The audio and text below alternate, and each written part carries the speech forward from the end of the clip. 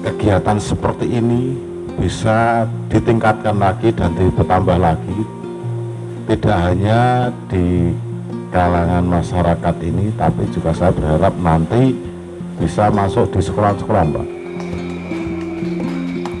Salam Indonesia, halo pemirsa. Anjang Sana Wakil Rakyat memberikan sosialisasi sebagai bentuk pencegahan tindakan kriminalitas di masyarakat kita sangat penting untuk dilakukan. Ini juga yang saat ini sedang berlangsung di salah satu kediaman wakil rakyat kita di Kretek Bantul, Yogyakarta. Seperti apa berlangsungnya dan siapakah wakil rakyat kita ini?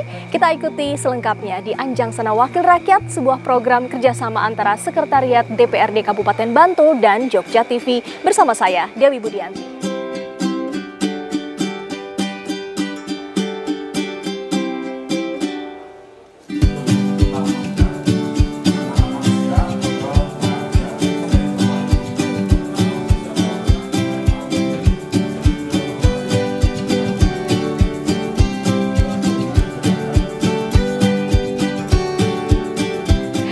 Ya pemirsa Anjang Sana Wakil Rakyat, kita berada di Kretek Bantul, Yogyakarta, salah satu area penyangga wisata di daerah istimewa Yogyakarta. Siapa yang tidak tahu area sini ya Pak Suradal ya? Di Bapak asli ini, asli sini nih. Bapak Wakil Ketua 1 DPRD Kabupaten Bantul. Gimana Pak kabarnya, sehat? Alhamdulillah, Assalamualaikum warahmatullahi wabarakatuh. Sehat semua warga Bantul, khususnya Kretek dan sekitarnya.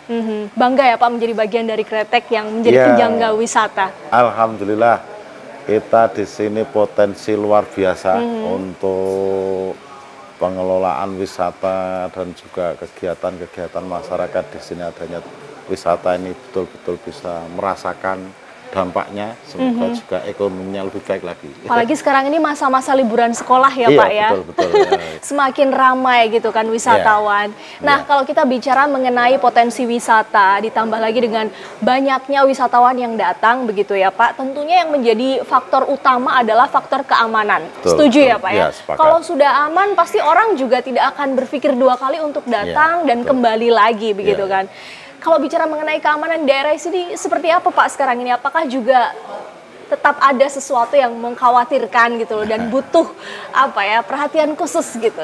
Ya, terkait penyangga wisata dan pelaku wisata ya tentunya. Ini memang wisatawan kan pengennya datang di situ nyaman, merasakan keindahan alam yang ada di Pantai Parangtritis.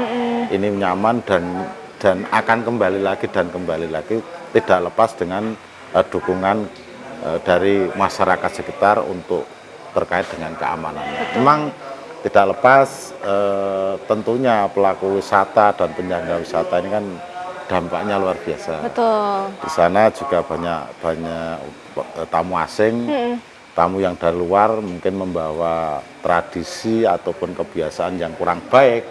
Ini menjadikan fenomena yang ada di Bantul ini, khususnya di Parangtritis.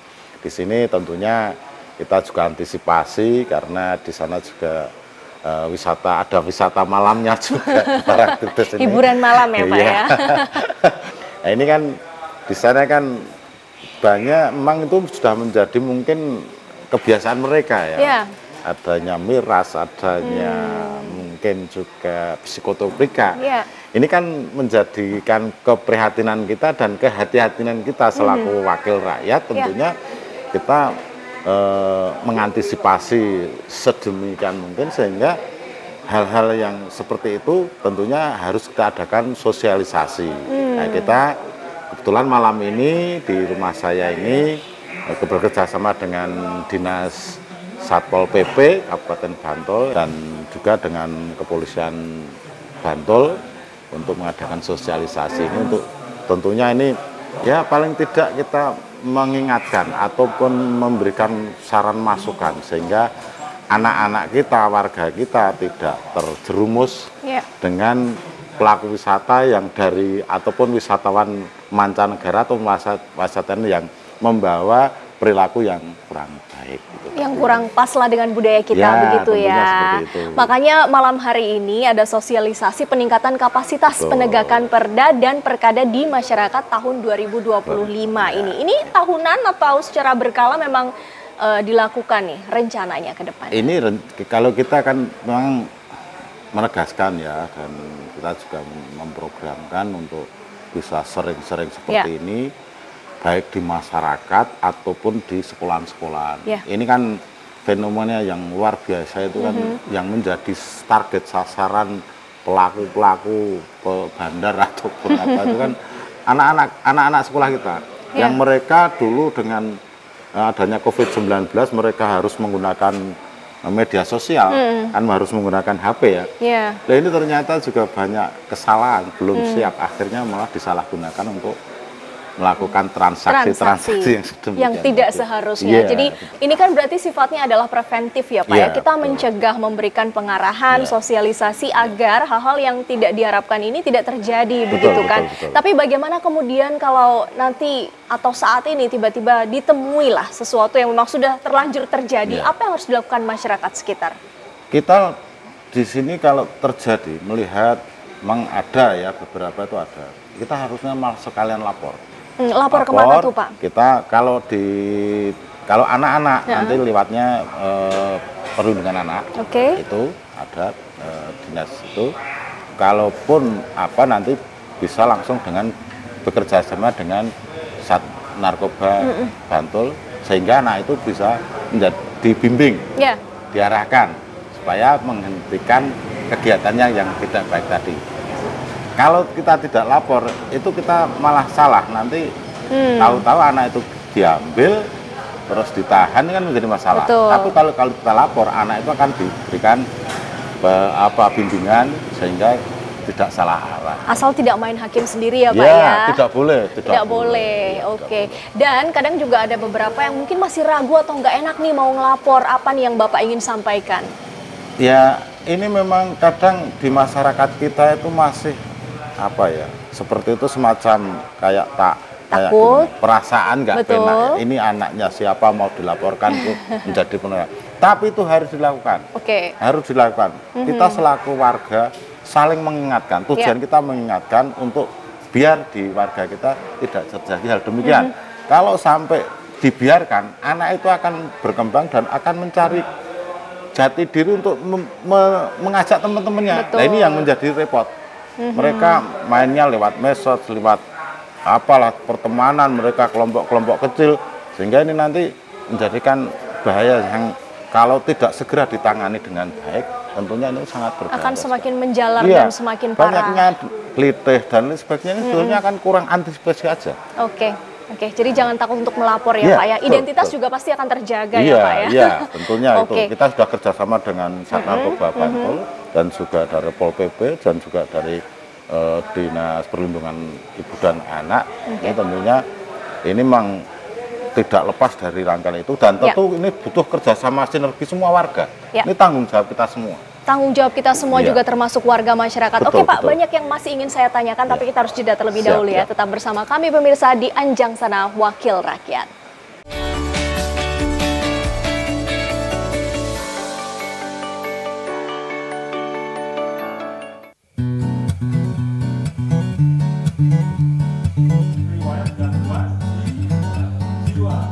Pada malam hari ini kita dari Satuan Polisi Pampraja Kabupaten Bantul bekerjasama dengan DPRD dan Polres akan melakukan kegiatan terkait dengan peredaran narkotika, obat-obat berbahaya, zat adiktif, juga terkait dengan maraknya peredaran minuman beralkohol, minuman oplosan dan sebagainya.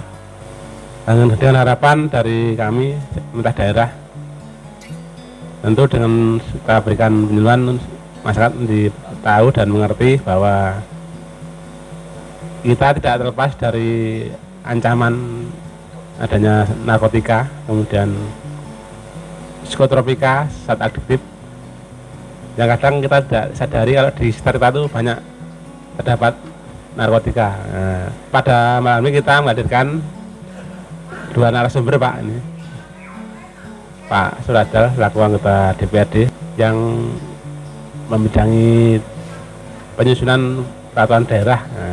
Dan yang kedua itu kita hadirkan narasumber dari Polres Bantul, Pak, yang membidangi terkait dengan peredaran narkotika. Yang saya hormati Bapak Suradal, Wakil Ketua DPRD Kabupaten Bantul, serta bapak-bapak yang hadir pada malam hari ini yang berbahagia. Mohon izin, di sini saya akan menyampaikan materi tentang narkoba. Sebelumnya izin memperkenalkan diri dulu, nama saya Aibtu Sujono Wibowo, biasa dipanggil Bowo. Saya dari Satuan Reserse Narkoba Polres Bantul yang sehari-hari sebagai penyidik atau yang melakukan pemeriksaan terhadap pelaku tindak pidana penyalahgunaan narkoba. Itu ya perkenalan singkat. Selanjutnya kita masuk ke materi untuk menyingkat waktu. Narkoba, bapak-bapak mungkin sudah terbiasa atau mendengar istilah narkoba. Namun saya yakin ada bapak-bapak di sini yang belum tahu narkoba itu singkatan dari apa. Mungkin ada yang tahu, Bapak? Narkoba? Iya, narkoba itu singkatan dari narkotika, konya psikotropika, banyak bahan atau zat adiktif lainnya. Itulah singkatan dari narkoba. Itu ya. Kita bahas satu persatu. Narkotika dulu. Narkotika di Indonesia itu diatur dalam undang-undang, yaitu Undang-Undang Nomor 35 Tahun 2009. Kenapa diatur? Narkotika itu bermanfaat untuk apa? Untuk ilmu pengetahuan serta untuk medis atau pengobatan. Di sini juga diatur tentang ancaman hukumannya juga bagi mereka yang menyalahgunakan. Pada dasarnya narkotika itu bermanfaat. Bermanfaat. Ya tadi untuk ilmu pengetahuan, untuk pengobatan. Namun akan tidak bermanfaat karena disalahgunakan. Nah, itulah yang dilarang di dalam undang-undang adalah penyalahgunaan. Narkotika ini dibagi menjadi 3 golongan. Golongan 1, golongan 2, dan golongan 3. Golongan 1 ini digunakan hanya untuk ilmu pengetahuan, riset, dan memiliki ketergantungan sangat tinggi. Itulah narkotika golongan 1. Ada yang tahu, Pak? Contohnya apa? Narkotika golongan 1 yang biasa bapak-bapak mungkin melihat, mendengar di berita. Apa? Sabu, benar sekali. Lainnya? Heroin, ekstasi, ganja, tembakau sintetis, tembakau atau tembakau gorila. Tembakau gorila itu hanya istilah, sama dengan istilahnya adalah tembakau sintetis. Tembakau sintetis ini secara fisik mirip dengan tembakau seperti rokok, namun kandungannya berbeda. Dan bagaimana kita bisa mengetahui bahwa kandungan ini adalah narkotika dan ini adalah tembakau nikotin? Tentu harus dengan uji laboratorium. Ya, kita bisa mengetahui bahwa kandungan dalam tembakau ini adalah tembakau sintetis ataupun tembakau biasa harus melalui uji lab. Dan di sekitar kita, bapak yang memiliki, tadi sudah sampaikan Pak Ambar, yang memiliki ternak sapi. Nah, di kandang, sekitar kandang atau tanaman yang dirabuk dengan kotoran sapi, biasanya tumbuh apa, Pak? Jamur. Jamur apa? Jamur letong atau mushroom. Nah, jamur letong atau mushroom ini sudah termasuk dalam narkotika golongan 1. Pertama terima kasih atas waktu dan kesempatan pada malam hari ini. Saya selaku Wakil Ketua DPRD Bantul bisa bekerja sama dengan Pol PP Kabupaten Bantul yang Pak Kepala Dinas Pak Jati Bayu Broto yang saya hormati, dan juga dari berbagai pihak baik dari Polres dan warga semua. Tentunya kesempatan yang baik ini tidak kita sia-siakan.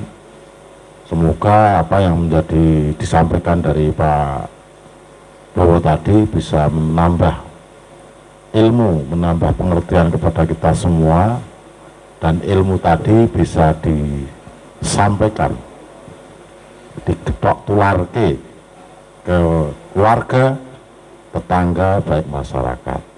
Ini ilmu yang luar biasa. Mengapa kita serius ke sini? Memang di wilayah kita pelaku wisata dan penyangga wisata ini tentunya tidak lepas dengan kegiatan-kegiatan yang ada di tempat wisata. Itu banyak wisatawan yang di sana mungkin dalam tanda kutip tidak seperti kegiatan kita biasanya. Banyaknya maraknya peredaran minuman beralkohol, minuman oplosan, narkoba, dan bentuk-bentuk kegiatan yang sifatnya tidak baik untuk kita terapkan. Sudah banyak yang disampaikan dari Pak Bowo tadi. Saya berharap kegiatan seperti ini bisa ditingkatkan lagi dan ditambah lagi, tidak hanya di kalangan masyarakat ini, tapi juga saya berharap nanti bisa masuk di sekolah-sekolah, Pak. Ini penting sekali. Karena apa? Yang menjadi sasaran ini, mereka itu menyasar ke anak-anak kita.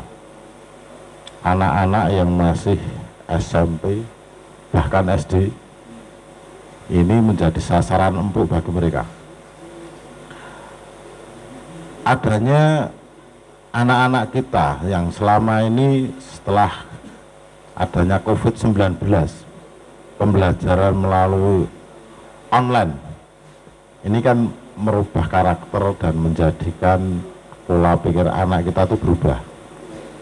Kita kemarin juga menemukan kasus di wilayah Kretek, itu malah anak di bawah umur, itu cewek ini menjadi keprihatinan kita. Mereka itu ditinggal orang tuanya kerja di luar kota, di Jakarta, dititipkan bayi cewek ini. Nah, mereka membuat grup melalui WA. Nah, di situ saling janjian, bahkan mereka bikin video. Nah, ini kan ya anak-anak, ya namanya anak-anak. Mungkin cari sensasi atau apa, mereka melakukan minum minuman keras. Ini fakta yang ada di masyarakat kita. Ini kan keprihatinan kita semua. Cewek-cewek ini pelakunya ada 7 SMP, SD. Ini prihatin juga. Miris kita kalau melihat seperti ini.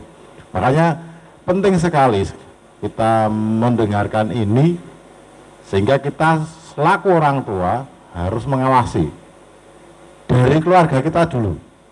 Biasakan keluarga kita itu saling tegur sapa, saling mengisi, saling asah, saling asuh, sehingga di keluarga itu tumbuh keluarga yang harmonis. Ini penting sekali. Seperti ini yang kita sampaikan ini, saya ngomong berdasarkan fakta dan data. Jadi ini perlu perhatian serius. Monggo Bapak-bapak sedoyo, ilmu yang disampaikan tadi kita serap betul, kita perhatikan dan kita praktekkan di keluarga, dan kita sampaikan ke tetangga ataupun masyarakat.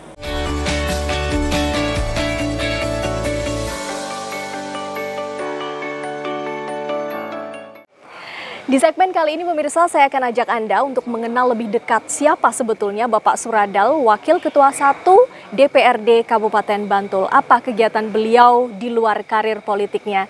Selengkapnya kita akan ulas bersama dalam segmen Lebih Dekat dengan Wakil Rakyat.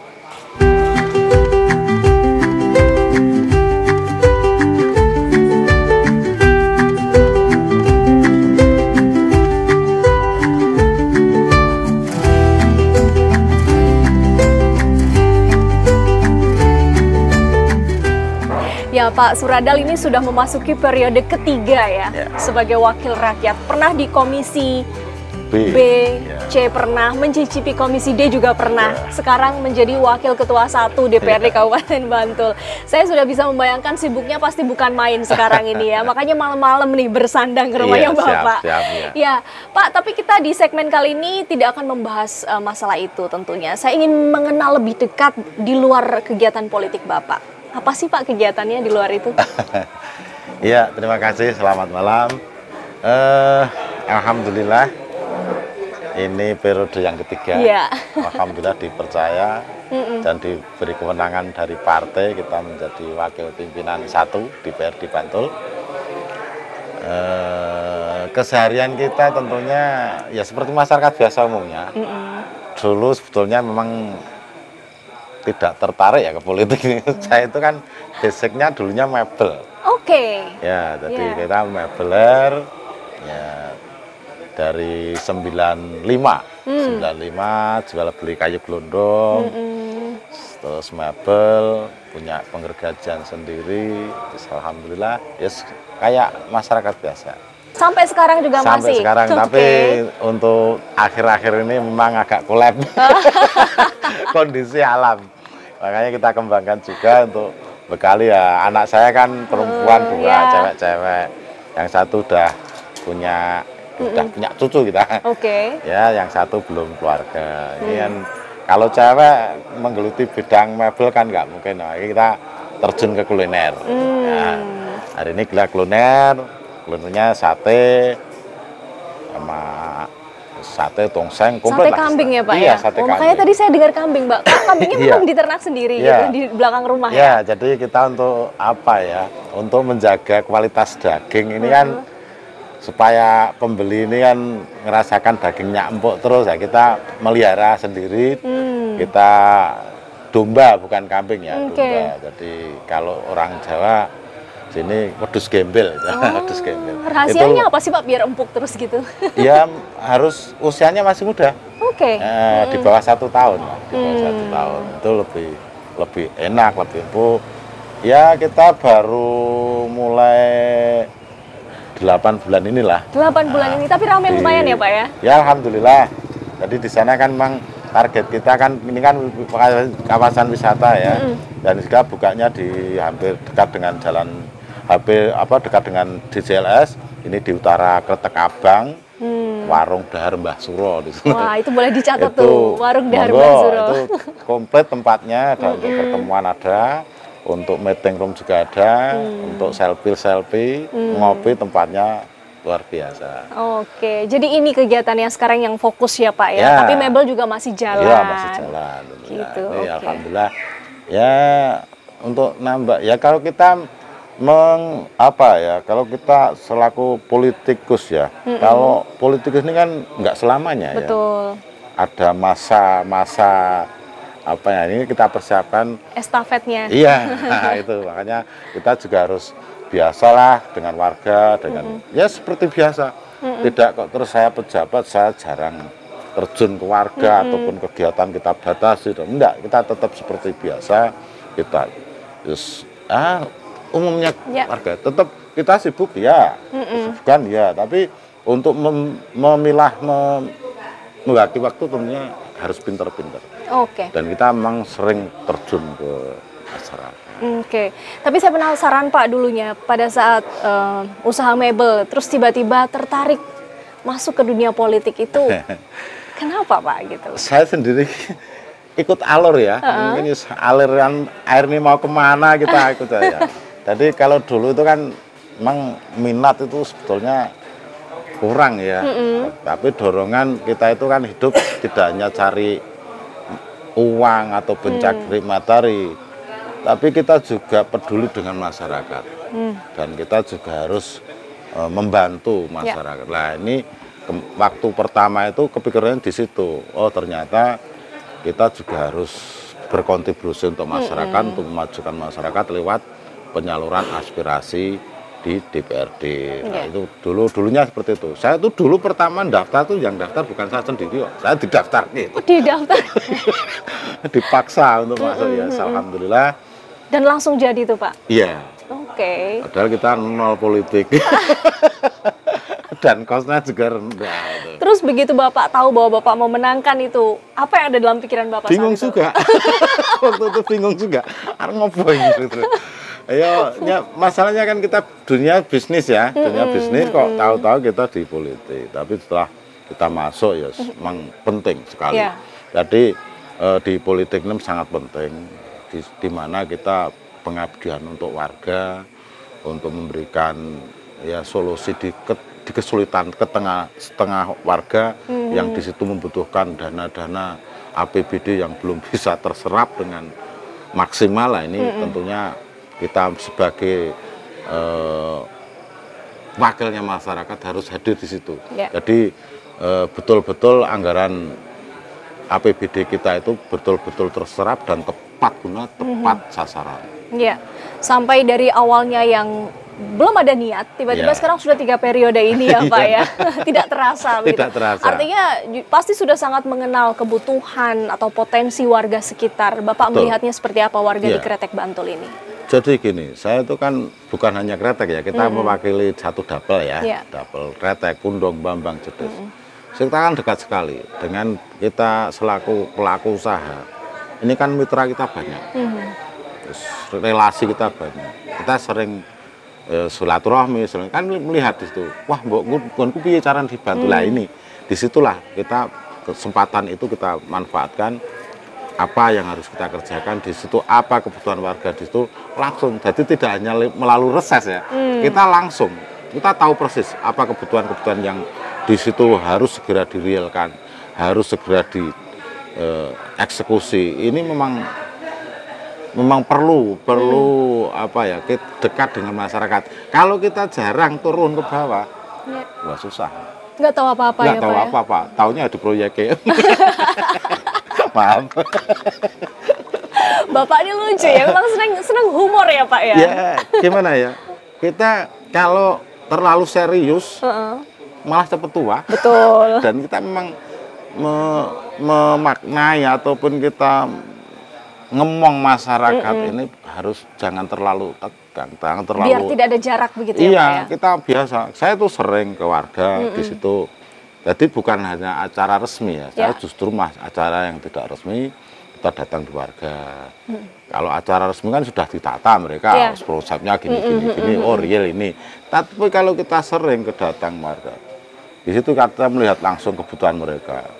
Nah, ini kan lebih betul-betul real yang spontan harus, ya Pak ya. Itu malah bisa untuk menjadi masukan kita dan menjadi catatan kita untuk segera dieksekusi. Oke. Biasanya kan banyak sekali. Kita itu sering dimanfaatkan orang yang punya kepentingan. Ternyata mengganggu kepentingan pribadi. Betul. Nah ini yang menjadi yang kesalahan yang. Moto hidup Bapak apa sih? Moto hidup seorang Pak Suradal sekarang sebagai seorang apa ya, pengusaha, masih politisi juga, seorang ayah dan kakek juga kan Pak ya. Dan juga Bapak bagi warga di seluruh dapilnya gitu loh. Apa silakan? Ya, kita punya moto di sini. Saya itu semoga hidup saya ini betul-betul bisa lebih bermanfaat untuk keluarga, masyarakat, agama. Oke. Jadi kita sering kali silaturahmi, kita sering kali wawancara dengan warga, melihat langsung ke bawah.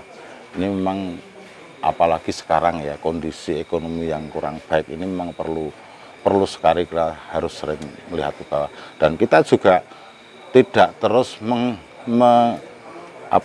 mengandalkan dari gaji kita. Tapi kita juga harus memberikan contoh, kita tetap usaha. Ya. Jadi kita memberikan contoh kayak pemanfaatan yang harus dimanfaatkan. Sebetulnya warga kita itu kan banyak ya. Kesempatan untuk meningkatkan ekonomi itu banyak. Tapi warga kita ini sudah terjajah dengan digitalisasi ini, dengan sosmed, dengan elektronik. Ini akhirnya masyarakat itu males. Contoh real ya. Kalau warga kampung kayak di sini kok nyebut nggak bisa beli lombok, nggak bisa beli sayuran. Ini pesan sebetulnya ironis sekali. Itu karena apa? Wong desa, kita itu orang desa, masa rasa memanfaatkan lahan. Kita itu makanya saya itu di rumah itu selalu memberikan contoh masyarakat biar mereka niru. Misalkan kayak nanam cabai. Loh, kalau kebutuhan untuk sekeluarga, kita punya 5 pohon cabai aja, cukup hari nggak bakal beli cabai. Ini contohnya. Baik. Terus kita usaha apa saja kita lakukan. Ya kalau nyun sewu ya, kalau saya memang dari basicnya sudah mebel tadi, terus ini usaha baru warung. Ini kan kita juga di sisi lain memberikan contoh, monggo, ayo do bekerja itu loh. Di sini kan tempatnya orang wisata. Jangan hanya melihat. Nah, ini masyarakat kita itu masih ini. Nah, akhirnya mereka itu praktis, mengambil yang praktis. Akhirnya salah sasaran, judi online, ya kan? Terus rentenir. Ini prihatin sekali. Ya. Ini banyak keluhan warga kita yang seperti itu. Ini menjadi beban kita, Betul. tanggung jawab kita semua untuk memberikan penerangan atau pengertian ke warga. Iya. Ini ngeri ini. Baik, mudah-mudahan cita-cita ini bisa tercapai segera ya Pak, sehingga masyarakat memiliki inspirasi yang lebih baik begitu kan, tujuan hidup yang lebih baik, bisa lebih mengoptimalkan ekonomi yang ada di dan potensi yang ada di daerahnya. Terima kasih Pak sudah ngobrol, kita menjadi lebih dekat mengenal Pak Suradal nih dari obrolan ini. Sukses selalu untuk usahanya dan juga karir politiknya, juga untuk keluarganya. Dan pemirsa, perbincangan ini juga sekaligus menutup Anjang Sana Wakil Rakyat edisi kali ini, sebuah program hasil kerjasama antara Sekretariat DPRD Kabupaten Bantul dan Jogja TV. Saya Dewi Budianti undur diri. Salam Indonesia.